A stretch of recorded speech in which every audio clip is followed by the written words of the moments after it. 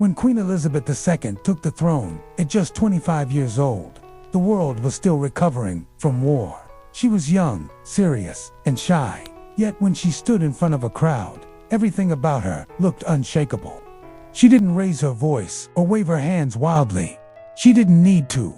Every detail, her clothes, her colors, her jewelry, spoke louder than words ever could. She wore bright colors like yellow, turquoise, or pink, so people could spot her even from far away. She once said, "I must be seen to be believed." Her hats, often wide and perfect, were like crowns in disguise. And her famous handbags weren't just fashion, they were secret tools. When she switched her bag from her left arm to her right, her staff knew she was done with a conversation. If she placed it on the floor, it meant, "Get me out of here." Even her jewelry had meaning. Some brooches were silent messages to foreign leaders. Others were gifts from people she never trusted, but she still wore them, just to show who was in control. Elizabeth didn't just wear power, she designed it. Most people thought the Queen was the richest woman in the world. In truth, her money was a maze. On paper, she was worth around $400 million, but her real wealth hid in deep, quiet corners, old trusts, royal art collections, and private estates that were passed from one monarch to another like secret keys. She privately owned Balmoral Castle in the Scottish Highlands, her peaceful place, surrounded by green hills and cold mist. It was where she could ride her horse, wear a sweater, and laugh without cameras watching. Her other personal home, Sandringham House, was her winter escape. The walls were covered with family photos, letters, and portraits that went back centuries. Her official palaces, like Buckingham Palace and Windsor Castle, belonged to the crown, not her personally. But the crown jewels, worth billions, sat under her care. Technically, they weren't hers. But everyone knew when Elizabeth wore them, they looked like they'd never belonged to anyone else. Each home she lived in told a different story. Buckingham Palace was her stage minus 775 rooms, golden ceilings, endless meetings. She once called it the office, not her home. Inside its walls, politics, secrets, and history were always watching. Windsor Castle was her refuge, the oldest and largest occupied castle in the world. During World War II, she and her sister Margaret hid there, deep underground, while bombs fell over London. Years later, she still returned to those same halls for comfort. Then there was Balmoral, her true heart. Locals saw her driving herself through the rain, wearing a scarf instead of a crown, surrounded by her dogs. That was the only place she didn't have to be Her Majesty, just Elizabeth. At Sandringham, she spent every Christmas with her family, but even there, the mood could shift. Laughter in one room, silence in another. Some say the house carried echoes, footsteps that didn't belong to the living. A royal home never truly sleeps. The Queen's eating habits showed how much she believed in routine and control. Every morning started with a pot of Earl Grey tea, no sugar, just a splash of milk.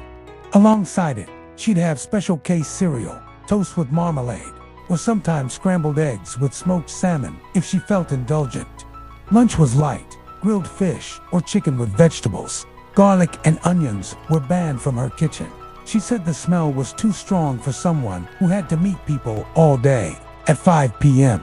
sharp, no matter where she was, she paused for afternoon tea. It was her daily ritual: cucumber sandwiches, scones with clotted cream, and her favorite since childhood, jam pennies, tiny round sandwiches filled with strawberry jam. Dinner was elegant but simple. She enjoyed venison, salmon, or pheasant, often hunted from her own estates. And her greatest weakness, chocolate biscuit cake. Her chefs said she loved it so much, a slice was always packed and flown with her wherever she traveled. Even her food told a story: quiet discipline, perfect timing, and small joys hidden in routine. Behind all the royal ceremony, Elizabeth had a surprising passion: cars. She wasn't just a passenger. She was a driver, a mechanic, and a master behind the wheel. During World War II, when she was still a princess, she joined the Auxiliary Territorial Service, a women's branch of the Army, and trained as a mechanic. She learned how to repair engines, drive trucks, and even changed tires herself. It was rare, shocking even, for a royal woman, but she loved it. Her personal car collection was legendary. Rolls-Royces, Bentleys, and over 30 Land Rovers. Her Bentley State Limousine, custom-built for her Golden Jubilee in 2002, was bulletproof and priceless. But her favorite drives were not royal ones. Locals in Scotland told stories of seeing her driving alone, wearing a headscarf, her dogs in the back seat, rolling through mud roads like any ordinary woman. She never had a driver's license, because legally, she didn't need one. The roads were hers. In those moments, she wasn't the Queen of England. She was just Elizabeth, free, steady, and unbothered by the world's gaze. She lived almost a century and ruled for 70 years, longer than any monarch before her. Yet, somehow, the real Elizabeth remained a mystery.